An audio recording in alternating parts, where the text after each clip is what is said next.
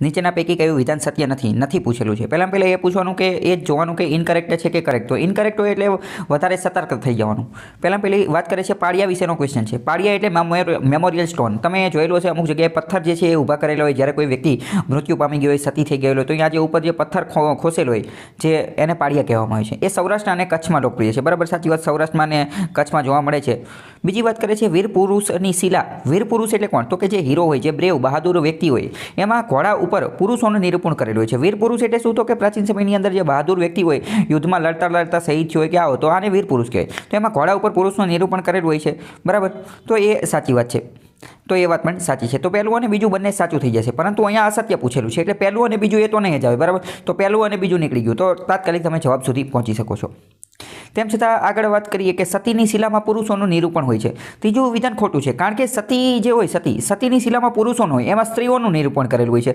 તો ત્રીજું વિધાન ખોટું છે. બરાબર. ચોથી વાત કરીએ કે સતી શિલા એ ઘરના આગળના ભાગમાં મૂકવામાં આવે છે. સતી શિલા જે છે એ ઘરના આગળના ભાગમાં જે છે મૂકવામાં આવતી નથી. એ વિધાન પણ ખોટું છે. હવે જો જ્યારે તમે આવા વિધાન વાંચો તો પહેલું વિધાન વાંચો તમને સાચું લાગે તો તાત્કાલિક અહીંયા સાચું કરી નાખો. બીજું વિધાન વાંચો સાચું લાગે તો સાચું કરી નાખો, અને ખોટું લાગે તો અહીંયા આગળ જ ખોટું કરી નાખો. હવે જોવાનું કે શું પૂછેલું છે. નથી તો બરાબર એટલે કે ખોટું. તો 3 અને 4 ડાયરેક્ટ તમારો જવાબ જે છે. આવું તમે કરશો તો તમારે ખોટા પડવાના ચાન્સ છે એ ઘટી જશે. હવે પાળિયાની થોડી વાત કરીએ તો પાળિયા, પાળીઓ અથવા ખાંભી, આને ખાંભી પણ કહેવામાં આવે છે. ખાસ કરીને ગુજરાતના સૌરાષ્ટ્ર અને કચ્છ વિસ્તારમાં જોવા મળે છે. આ એક પ્રકારનો સ્મારક છે, એટલે કે મોન્યુમેન્ટ્સ છે. પાકિસ્તાનના સિંધ વિસ્તારમાં પણ જોવા મળે છે. મેં તમને કીધું કે કચ્છમાં જોવા મળતું હોય ને તો પાકિસ્તાનના સિંધમાં જોવા મળતું એવું પોસિબલ છે, કારણ કે બંનેની વચ્ચે આપણે જોયું કે સરહદ બોર્ડર જે છે એ ટચ થાય છે, અને પહેલાં તો આ બધું ભારતનો જે એક ભાગ હતો. અને એવું પણ જોવા મળેલું છે પ્રાચીન સમયમાં તો સિંધમાંથી ઘણા બધા લોકો કચ્છમાં આવી અને વસેલા છે. એટલે કે અહીંયા જે પરિવહન અથવા જે ટ્રાન્સપોર્ટેશન જે છે વારંવાર ચાલુ હતું. તે મોટે ભાગે મૃત્યુ પામેલી વ્યક્તિઓની યાદમાં હોય છે. પાળિયા જે કોઈ વ્યક્તિ મૃત્યુ પામી એની યાદમાં બનાવવામાં આવે છે. પથ્થરના આ સ્મારકો પર પ્રતીકો અને શિલાલેખ હોય છે. પથ્થરનું આ સ્મારક મોન્યુમેન્ટ બનાવવામાં આવે એની ઉપર અમુક પ્રકારનો પ્રતીક, સિમ્બોલ અથવા શિલાલેખ, લખાણ લખેલું હોય છે. આ સ્મારકો કોના હોઈ શકે? તો કે યોદ્ધાઓના હોઈ શકે, એટલે કે વોરિયર્સના, ખલાસીઓના હોઈ શકે, એટલે કે નેવીમાં કામ કરતા હોય બધા, સતીના હોઈ શકે, પ્રાણીઓ એનિમલ્સના હોઈ શકે, તેમની સાથે સંકળાયેલી અમુક લોકકથાઓના પણ હોઈ શકે. પાળિયા એ લોકજીવન અને શિલાલેખોના અભ્યાસ માટે મહત્વના છે. પાળિયા ઉપરથી આપણને ઘણી બધી ઇન્ફોર્મેશન પણ મળે. હિસ્ટ્રીને રીરાઇટ કરવા માટે અથવા તો હિસ્ટ્રીને ડિકોડ કરવા માટેની વસ્તુ પણ મળે. તમને એવું લાગે એ કઈ રીતે? તો એ આપણને એવી રીતે કે આ જે પાળિયા હોય તો એની ઉપર અમુક તારીખને એવું બધું લખેલું હોય, અથવા તો કોઈ વ્યક્તિનો માની લો કે કોઈ વ્યક્તિ યોદ્ધા છે અને એ જે છે એનો પાળિયો બનાવેલો છે, તો એનું નીચે નામ લખેલું હોય, થોડી ઘણી વાત પણ લખેલી હોય કે આ યુદ્ધમાં, ફલાણા ઠીકના યુદ્ધમાં જે છે એ શહીદ થયેલા હતા. તો એ બધું આપણને ઇન્ફોર્મેશન જે છે એ થોડી ઘણી મળી જતી હોય છે. હવે જો અહીંયા એક ફોટો આપેલો છે, આ એક પ્રકારનો પાળિયો છે. જો તો આ બધા પાળિયા જોશો તો બધા પાળિયા જે છે એ અલગ અલગ પ્રકારના છે. બીજા નંબરનો પાળિયો જોઈ તો આપણને જોઈને જ ખબર પડી જાય, હાથમાં તલવાર છે અને ઘોડો છે, તો ખબર પડી જાય કે આ જે છે યુદ્ધમાં જે હોય ને એવું લાગે છે કે યુદ્ધમાં સતી થયેલો એવું લાગે. બાકી અહીંયા બીજી 3 આકૃતિ જોવી તો પણ આપણને જોઈને ખબર પડે છે ચિત્ર ઉપરથી કે આ ત્રણેય જે છે એ સ્ત્રીઓની આકૃતિ લાગે છે. તો આ જે પાળીઓ જે છે એ છતરડી, ભુજ, કચ્છમાં આવેલા આ 4 પાળીઓ છે, જેમાં એક પુરુષ અને 3 સ્ત્રીઓ છે. બરાબર. તો મેં તમને કીધું કે 150 શબ્દની અંદર પ્રશ્ન પૂછાતો હોય છે, જે ચિત્ર આપેલું હોય તો આ પ્રકારનું ચિત્ર આપીને તમને પૂછી શકે છે કદાચ. તો આ બધા તમને ખબર હોય છે. પાળીઓ શબ્દ ક્યાંથી આવેલો? તો મૂળ શબ્દ સંસ્કૃત શબ્દ પાલ ઉપરથી આવેલો એવું માનવામાં આવે છે. પાલનો મતલબ શું થાય? પાલનો સંસ્કૃતમાં મતલબ થાય રક્ષણ કરવું, એટલે કે ટુ પ્રોટેક્ટ, પ્રોટેક્શન કરવું, સિક્યુરિટી આપી. ગુજરાતી ભાષામાં પાલનો અર્થ શું થાય? લડતા સૈનિકોનું એક જૂથ. ગુજરાતીમાં જોઈએ તો પાલનો મતલબ શું થાય? એક ગ્રુપ. આપણે આમને એક રીતે કહી શકીએ ટ્રુપ્સ. ઇંગ્લિશમાં એની માટે શબ્દ છે ટ્રુપ્સ, એટલે કે સૈનિકોની ટુકડી અથવા લશ્કર. આ શબ્દના અન્ય સ્વરૂપો જોઈએ તો પાળિયા, પાવડીઓ, પારીઓ, પાડા, પાળિયું, આ બધા જે છે એ અલગ અલગ એક જ વસ્તુના અલગ અલગ જે છે નામ છે. ઇતિહાસની થોડી વાત કરીએ તો વૈદિક કાળની અંદર, એટલે કે વૈદિક પીરિયડની અંદર ઉદ્ભવેલી પરંપરા મુજબ મૃત શરીરના અંતિમ સંસ્કાર કરવામાં આવતા ન હતા. ત્યારે શું હતું કે મૃત શરીર, મૃત્યુ પામેલા વ્યક્તિને અંતિમ સંસ્કાર નહોતા કરવામાં આવતા, પરંતુ તેમને દફનાવવામાં આવતા હતા, એટલે કે તેમને બરી કરવામાં આવતા હતા. BURY, બરી એટલે કે જમીનમાં ખાડો ખોદી એને દાટવામાં આવતા હતા, અથવા નદીમાં પધરાવી દેવામાં આવતા હતા. નદીની અંદર એમને પધરાવી દેવામાં આવતા હતા. પુરાતત્વીય ખોદકામ દરમિયાન આવા દફન સ્થળો પર નિશાની રૂપે શરૂઆતમાં એક પથ્થર મૂકેલો મળે છે. એટલે પુરાતત્વીય ખોદકામની અંદર આપણે જ્યારે એક્સકેવેશન કરીએ, એટલે કે ખોદવાનું ને એ બધું કામ કરીએ, તો એ દફન વિધિ જ્યાં દફનાવેલો અહીંયા અમુક પ્રકારનો એક પથ્થર જોવા મળે છે. અને પછીથી થયેલા દફનમાં ગોળાકાર મૂકેલા પથ્થરોનો સમૂહ જોવા મળે છે. અમુક જગ્યાએથી ખાલી એક પથ્થર મળેલો છે, જ્યારે અમુક જગ્યાએથી ગોળાકાર પથ્થરોનો સમૂહ મળે છે. પાછળથી આ પ્રથા વિકસીને યષ્ટિ અથવા એક પથ્થરના સમૂહો જેવા વ્યક્તિના નામ, સ્થળ, તારીખો સાથેના શિલાલેખોમાં વિકસી. પછી આ જે છે એ એક અભ્યાસનો વિષય બની ગયો અને એમાં જે છે એ આ કળા વિકસી અને શું બની ગઈ એસટી. પ્રશ્ન પૂછાઈ જશે એસટી શું છે? તો એસટી એ પાળિયા સાથે તે જોડાયેલું છે અથવા એસટી એ એક પ્રકારની એવી વસ્તુ છે કે જેમાં વ્યક્તિને દફન કરેલા હોય, ગોળાકાર સ્વરૂપે જે પથ્થરને એ બધું મૂકેલો હોય અને એનો જે અભ્યાસને એ બધું કરવામાં આવે અને એની અંદરથી જે વ્યક્તિના નામ, સ્થળ અને તારીખ, શિલાલેખ આ બધાનો જે ઉલ્લેખ મળે એ જે આખો અભ્યાસ એને એસટી કહે છે. સમગ્ર ભારતમાં આ પ્રથા વિકસીને વિવિધ સ્મારકો અને આના આધારે અમુક સ્મારકો, મોન્યુમેન્ટ્સ, સ્થાપત્યો બનાવવામાં આવે જેમ કે સ્તૂપ, જેમ કે સ્મારક મંદિરો એ બધા જે છે એની ઉપર બનાવી દીધા. ખબર પડી ગઈ કે અહીંયા પથ્થર છે, અહીંયા આ જે તે વ્યક્તિ જે છે એ મૃત્યુ પામેલો હતો અથવા જે તે વ્યક્તિ સાથે, તો અહીંયા મંદિરને સ્તૂપને એવું બધું બનાવી દીધું. આ પ્રકારના સ્મારકો સમગ્ર ભારતમાં જોવા મળે છે. દક્ષિણ ભારતમાં તેને વીરગલ્લુ કહેવામાં આવે છે. વીરગલ્લુ જે છે એ કન્નડ ભાષાનો શબ્દ છે. કન્નડ એ જે છે એ બેંગ્લોરની અંદર કર્ણાટકમાં બોલે છે. પ્રશ્ન પૂછાઈ જશે વીરગલ્લુ શું છે? તો પાળિયાનો જ એક પ્રકાર છે અથવા નડુગલ કહેવામાં આવે છે. નડુગલ તમિલનાડુની અંદર કહેવામાં આવે છે. તમિલ ભાષાનો એ શબ્દ છે. તો આ વીરગલ્લુ અને કન્નડ પૂછાઈ જશે કે આ કોની વાત કરે છે? તો હું તમને ખબર હશે તો જવાબ ટીક કરશો, નકર ગોળા મારશો પછી. તેમાં મોટે ભાગે વિવિધ શિલાલેખો, આકૃતિઓ પથ્થર ઉપર કોતરવામાં આવે છે. અમુક પ્રકારની આકૃતિને પથ્થર ઉપર દોરવામાં આવે. પશ્ચિમ ભારતમાં તે પાળિયા અને ખાંભી તરીકે ઓળખાય છે. આવા હજારો સ્મારક ગુજરાતમાં ખાસ કરીને કચ્છ અને સૌરાષ્ટ્રમાં જોવા મળે છે. બરાબર, કચ્છ અને સૌરાષ્ટ્રમાં એ સૌથી વધુ. સૌથી જૂના સ્મારકો જે છે એ ખાવડાના ઓંધ ગામમાં જોવા મળે છે, જે બીજી સદીના છે. પ્રશ્ન પૂછીએ જે સૌથી જૂના પાળિયા અથવા આ પ્રકારના સ્મારકો ક્યાં મળે છે? તો ખાવડાની અંદર. ખાવડો ક્યાં આવેલું છે? ખાવડા નામની જગ્યા કચ્છમાં આવેલી છે. ખાવડાની અંદર એક ઓંધ નામનું ગામ આવેલું છે, જે બીજી સદીના છે. આ બધામાંથી જે છે એ તમને શું કહે સ્ટેટમેન્ટ મૂકી શકે એવા બધા વાક્યો છે. આ પ્રથા 15મી સદીમાં લોકપ્રિય બની અને મોટી સંખ્યામાં પાળિયાઓ બનાવવામાં આવ્યા. કેટલાક આદિવાસી સમાજમાં હજુ પણ આ પરંપરા જોવા મળે છે અને એ લોકો હજુ પણ પાળિયા, ખાંભી, પથ્થરના સ્મારકો જે છે એ બનાવે છે. હવે આપણે થોડાક સ્થળો અને પ્રતીકોને એ બધું જોઈએ. તો પાળિયા મોટે ભાગે ગામને અથવા નગરને પાદરે બનાવવામાં આવે છે. એટલે કે ગામ કે નગર જ્યાં પૂરું થતું હોય, એનું જે અંત થતો હોય, પાદર હોય, ત્યાં બનાવવામાં આવે છે. તે યુદ્ધ ભૂમિ અથવા યોદ્ધાઓના મૃત્યુ સ્થળની નજીક પણ હોય છે. ઘણી બધી વાર એવું બની શકે કે માની લો કે કોઈ ગુજરાતનો વ્યક્તિ છે, બરાબર, હવે એ રાજસ્થાનની બોર્ડર ઉપર છે અને પાકિસ્તાન સાથે કંઈક લપબપ થઈ ગઈ અને અહીંયા લડતા શહીદ થઈ ગયો, તો પછી એનો પાળિયો અહીંયા જ બનાવવામાં આવે. જ્યાં મૃત્યુ થયું અહીંયા પણ બનાવવામાં આવે. એવું પણ બની શકે. જેમ કે તમને ખ્યાલ હશે કે સોમનાથ મંદિર જે છે ને, સોમનાથ મંદિરની બહાર એક વ્યક્તિનું પૂતળું છે. ઘોડા ઉપર એક પૂતળું જે છે મૂકેલું છે. એ વ્યક્તિનું નામ જીપીએસસીમાં 2-3 વાર પૂછાઈ ગયું. એ વ્યક્તિનું નામ છે હમીરજી ગોહિલ.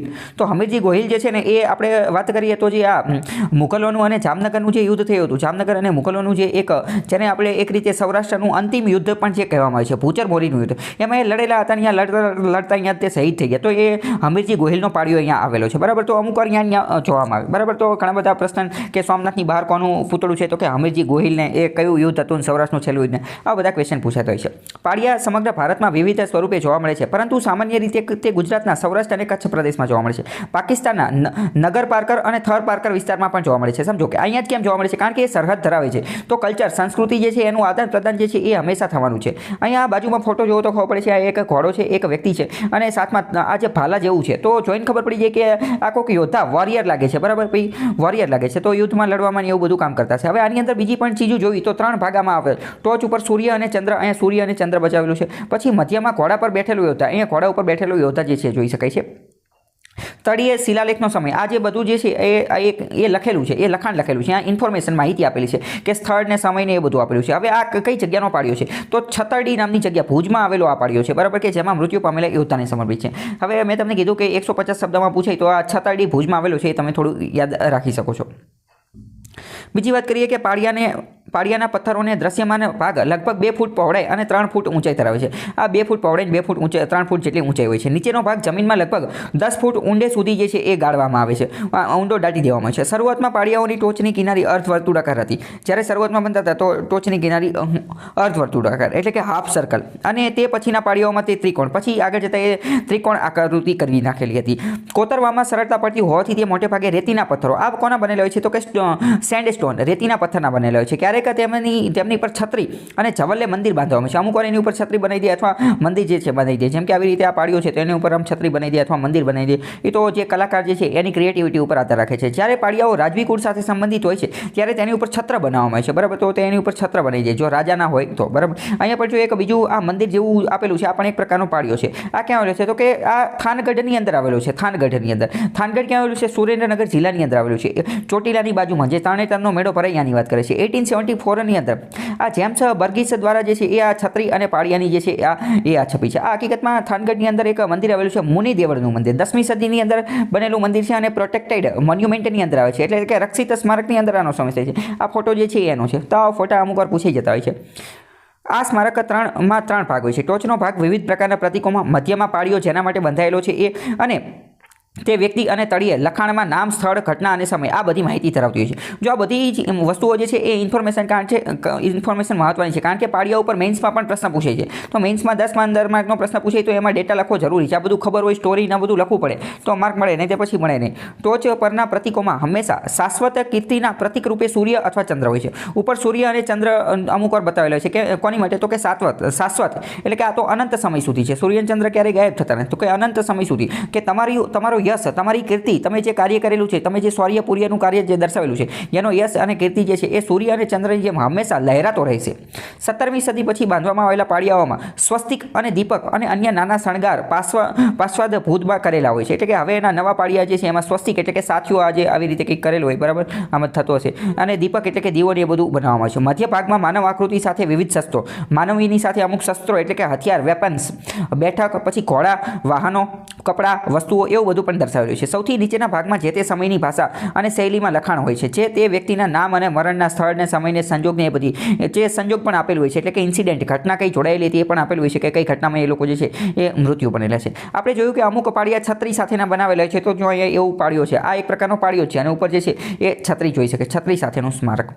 પૂજાની થોડી વાત કરીએ તો પાળિયા સાથે સંબંધિત અમુક સમુદાયના લોકો જે છે એ મૃત્યુ પામેલા વ્યક્તિ, ખાસ કરીને એમના જે વંશજો હોય એ અમુક દિવસો હોય ત્યારે અહીંયા પૂજા કરવા માટે પણ આવે છે. માની લો કે 1 ડિસેમ્બરના રોજ એનું મૃત્યુ થયું હોય તો દર 1 ડિસેમ્બરે એ લોકો જે છે ત્યાં જે છે એ પૂજા કરવા જાય, અથવા તો એ વ્યક્તિનો જન્મદિવસ હોય, મૃત્યુ દિવસ હોય, ઘટનાની વર્ષગાંઠ હોય, તહેવારો હોય, કારતક, શ્રાવણ, ભાદરવું, અમુક પવિત્ર દિવસો હોય તો પાળિયાની પૂજા કરે છે. આ સ્મારકોને દૂધ અને પાણી વડે ધોવડાવવામાં આવે છે, સિંદૂરને કંકુ લગાવવામાં આવે છે, ફૂલ ચડાવવામાં આવે છે અને તેલના દિવાઈથી આજુબાજુમાં મૂકવામાં આવે છે. અમુક વાર ધજા પણ ચડાવી દેવામાં આવે છે. તો આ બધું જરૂરી છે.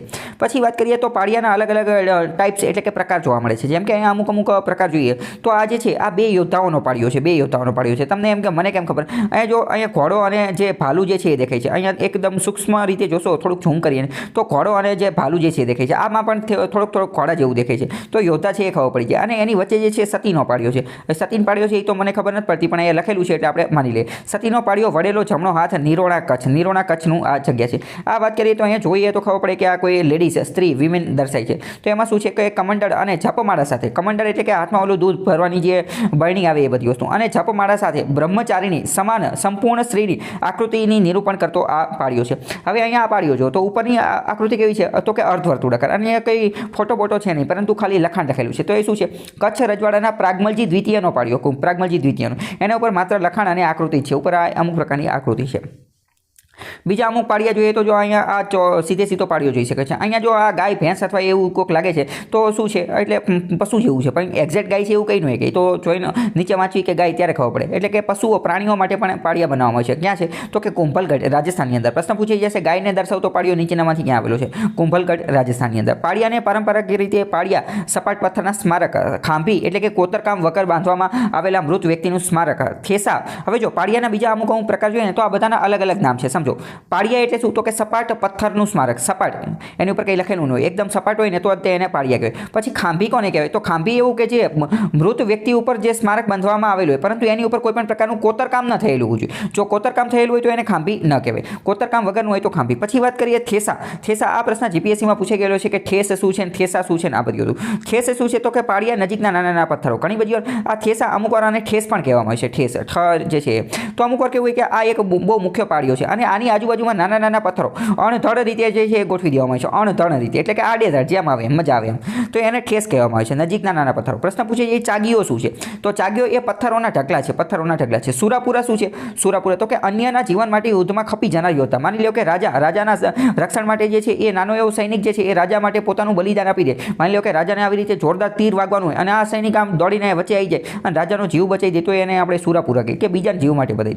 સુરધન એટલે શું, તો કે આકસ્મિક મૃત્યુ થઈ જાય, જેમ કે આત્મહત્યા અકસ્માતની યાદમાં બાંધવામાં આવે. જેમ કે અમુકની તાત્કાલિક ષડયંત્ર કરી અને હત્યા કરી નાખે ને આત્મહત્યા, તો એવા વ્યક્તિ જે છે એને આપણે સુરધન કહી શકીએ. તરીકે વર્ગીકૃત કરવામાં આવે છે. તેમાંના કેટલાક સતી માતા અથવા જુકાર સોરી, જુજાર એટલે શું? તો કે મસ્તિષ્ક વગરના યોદ્ધા. અમુક એવા હોય કે જેનું મોઢું ન દર્શાવવામાં હોય, માથું ન હોય, તો એને મસ્તિષ્ક વગરના યોદ્ધા. પ્રશ્ન ઘણા બધા પૂછે કેમ છે કે જુજાર એટલે જુજારની સાચી વ્યાખ્યા કઈ છે નીચેનામાંથી? જાગ્યો એટલે શું? સુરપુરા એટલે શું? ખાંભીન, આવી રીતે, અથવા તો આખું જોડકું જ કહી દેશે, બરાબર. 2-3 જોડકા આપેલા છે. યોદ્ધાઓના પાળિયાની વાત કરીએ યોદ્ધા એટલે કે વોરિયર, યુદ્ધમાં લડતા હોય તો આ સૌથી મહત્વના હોય છે અને સૌથી સામાન્ય હોય છે. મોટે ભાગે આ જ જોવા મળતા હોય છે. લડાઈના નાયકોની પૂજા કરતા સમયો અને લોક જાતિઓ સાથે સંકળાયેલો હોય છે. મર્યાદિત વિસ્તારમાં મોટી સંખ્યામાં મળી આવે છે અને રણખાંભી, આ જે યોદ્ધાઓના પાળિયાને રણખાંભી તરીકે પણ ઓળખવામાં આવે છે. તે યુદ્ધ સ્થળ અથવા જ્યાં યોદ્ધા મૃત્યુ પામ્યો હોય ત્યાં બાંધવામાં આવે છે. શરૂઆતમાં આ પાળિયા સમુદાય, સ્ત્રી અથવા પશુધનને બચાવવા માટેના સત્કાર્યો કરતા કોઈ વ્યક્તિ મૃત્યુ પામેલો હોય ત્યારે બનાવવામાં આવતા હતા, પરંતુ પછી યુદ્ધ સંબંધિત પણ આ પરંપરા બની ગઈ. મોટે ભાગે યોદ્ધાને જે છે હથિયાર જેવા કે તલવાર, ગદા, ધનુષ્ય, તીર આ બધા સાથે દર્શાવવામાં આવે છે. અમુક વાર તો બંદૂક સાથે પણ દર્શાવવામાં આવે છે, જેથી ખબર પડી જાય કે આ તો વોરિયર એટલે કે યોદ્ધા છે. વિવિધ પરિવહન એટલે કે એમાં સાધન ઘોડાને, ઊંટને, હાથીને આવું પણ દર્શાવવામાં આવે છે, જેના કારણે ખબર પડે કે આ ઉપર જે પશુને લઈને હારે લડતા હતા. ક્યારેક તે પાયદળ સાથે પણ હોય છે. કેટલીક વખત રાજકીય ચિહ્નો અથવા યુદ્ધમાં નગારા વગાડતા લોકોના પાળિયા પણ દર્શાવવામાં આવે છે. આ સ્મારકોના ઉદાહરણો જે છે, મેં તમને કીધું કે ભૂચર મોરીના યુદ્ધની અંદર સોમનાથના મંદિર જે હમીરજી ગોહિલનો પાળિયો આવેલો છે, બરાબર. તો એ બધું અહીંયા આવેલું છે. હમીરજી ગોહિલનું નામ ખાસ યાદ રાખી લેજો. બાકી હવે સતીના પાળિયાની વાત કરીએ તો ઘણી બધી મહિલાઓ યુદ્ધમાં જે છે એવું લાગે કે આપણું રાજ્ય હારવાનું છે, તો એવા કેસની અંદર એ લોકો સતી થઈ જતા હોય છે. રાજસ્થાનની અંદર આ વસ્તુને જોહર કહેવામાં આવે છે. જોહર, બરાબર. જે મહારાણી પદ્મિની જે છે, મહારાણી પદ્મિની, એમને સૌથી પહેલી વાર જોહર કરેલો હતો. જે આ મહારાણા પ્રતાપ જે છે એમના ફેમિલીથી બિલોંગ કરે છે. એમના જે છે દાદી હતા, જે મહારાણી પદ્મિની, મહારાણા પ્રતાપના કોણ હતા? દાદી હતા. તો પ્રશ્ન પૂછે છે જોહર ક્યાં જોવા મળે છે? તો એ આ મેવાડ, ચિત્તોડવાળો વિસ્તાર જે છે અહીંયા જોવા મળે છે, રાજસ્થાનની અંદર. આ સ્મારક મોટે ભાગે રાજવી પરિવારો સાથે સતી થઈ અને જોહર કરે છે અને મૃત્યુ પામી હોય તેવી સ્ત્રીઓને સમર્પિત હોય છે. તે લોક સાહિત્ય સાથે પણ સંબંધિત હોઈ શકે છે અને દેવી તરીકે પૂજા થાય છે. આ બધા સતીના પાળિયાની વાત કરે છે. સતીના પાળિયા મોટે ભાગે જમણી બાજુ 45 કે 90 અંશના ખૂણે વળેલા આશીર્વાદ આપતો જમણો હાથ દર્શાવે છે. એમાં જે છે મોટે ભાગે હાથની નિશાની હોય. ક્યારેક આ પાળિયા પર હાથ અને અન્ય પ્રતીકો જેમ કે મોર અને કમળ હોય છે. જો સતીના પાળિયા તમે અમુક વાર જોયેલા હશે તો એ તો ખબર હશે કે એમાં હાથનું પ્રતીક હોય છે, પરંતુ અમુક વાર એની ઉપર મોર અને કમળનું પ્રતીક પણ હોય છે. તો વિધાનવાળા વાક્યમાં આ વસ્તુ મૂકી દેશે. કેટલાક પાળિયામાં આશીર્વાદ આપતી અથવા નમસ્કાર મુદ્રામાં ઊભેલી સંપૂર્ણ સ્ત્રીની આકૃતિ હોય છે. કેટલાક સ્મારકોમાં એક હાથમાં કમંડળ અને બીજામાં જાપમાળા હોય એવા સ્ત્રીના આકારો હોય છે. આ બધા સતીના પાળિયા જ હોય છે, બરાબર. કમંડળ ને જાપમાળા ને એ બધું હોય તો હોય તે.